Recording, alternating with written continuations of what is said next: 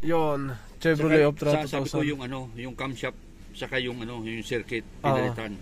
2008 acquire. 2008. Automatic Optra. Ang fault code niya camshaft sensor, camshaft position sensor A, circuit low bank 1 or single sensor. Back natin 'yan.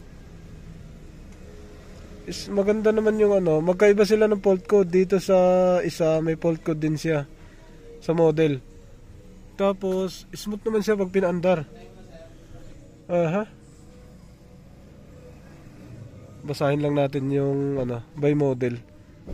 2007 passenger Optra. 1.6 no sir? 1.6 1.6. Yes. Ito siya. Meron siyang fault code dito sa transmission. To engine, tapos transmission. Yun, ito na siya. May fault code siya sa transmission, dalawa. Sa engine, wala. Dito sa model, wala. Optra to, di ba? Wala siya dito. Sa onboard meron. Tapos may check engine siya pag pinaandar. Paandarin natin. Saglit lang naman yan. Airbag. Start. Yan, umaandar. Ay, may check engine, Hindi nawawala yung check engine. Kanina, papunta ka dito, walang check engine. Hindi, pag-start ko sa bahay, may check engine. In-erase ko siya. Kasi bumili ako ng QBD So ngayon, pag-garahe ko dito, pag-start ko, kaninang, ayan, umilaw ulit. Tapos nawawala yan. Hindi siya nawawala kung hindi mo i-erase. Okay, yan Yan ang fault code niya sa transmission. Transmission range, tapos torque converter, circuit stock on. So dalawa, nakuhanan mo naman ng fault code yun, Punta tayo dun sa harapan. Pagka i-clear siya sir, gaano katagal siya hindi nagagana? Gaano katagal hindi siya gumana uli? Kung isa isang araw, hindi na siya gagana. Punta tayo dun sa camshaft. Pag in-start, kailangan i-erase mo muna. Battery muna tayo. Check. Mahigpit. Itong kabila, nako positive, napakaluwag. Hindi siya nahigpitan. So, baterya problema. Baka, sana lang. Sama tapos check natin to. Buksan natin yan. So, mga sir, binura natin yung fault code niya sa transmission. Tapos yung sa camshaft, tiningnan natin. Tingnan natin dito. Ito yung original tinanggal namin doon kasi akala namin sira. Oo. Pero bumili na ako ng bago. Ito ang orig. Iyan yung tinanggal namin, pinalitan ng Lazada. Pero bumili na ako ng bago. Itong tinanggal nyo. Iyan yung tinanggal namin. Balik natin to. Balik mo yan. Oo. Yan, saan yan? Ito yung bago. Bago kong bili. Tingin. Yung orig parts yun Pero Lazada original to. Tingin. Orig to, GM Oo. Sa Binondo, Thunder. Bakit? Ito hindi umaandar. O hindi mo pa tinesting?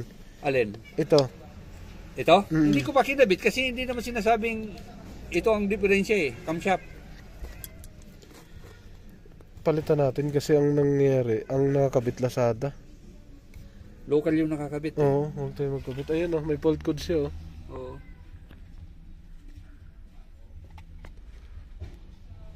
Camshaft nga.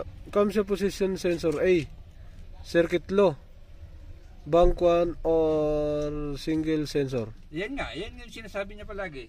Clear natin. Okay. Palitan natin ang sensor. Ito. Palit natin yung orig. Kasi may dala siya. Yung Lazada, tanggalin natin. Ito yung sa Lazada. Yan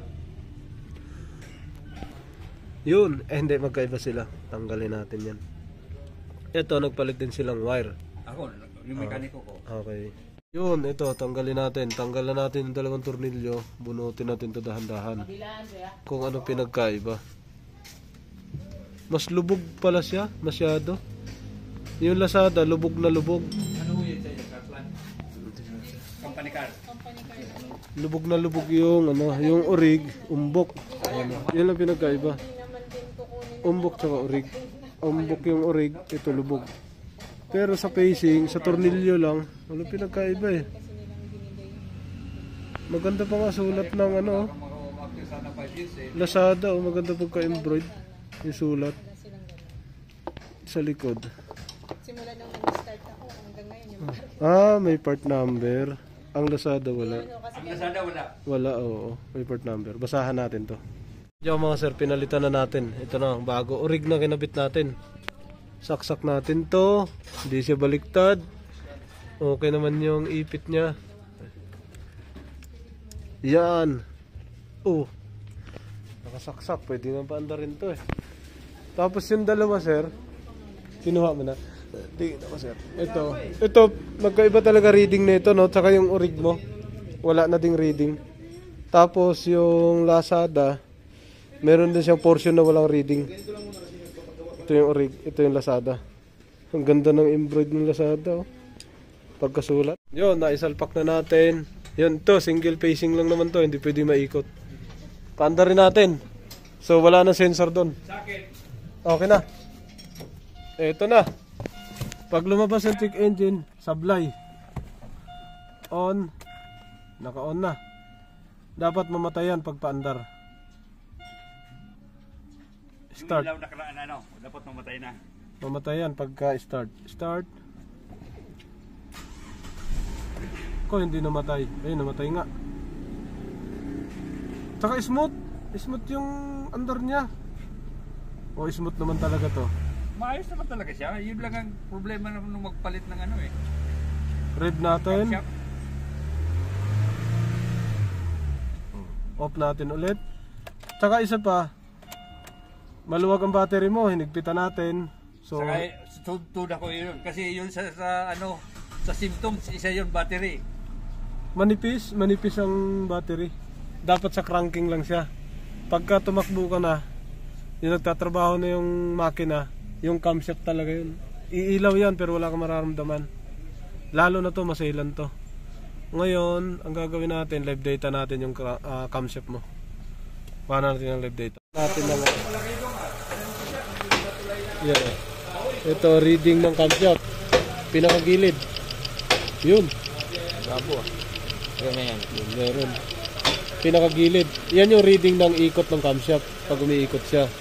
Itong kabila, pwede 12 volts or ano, solid. Yun, solid yan, 14.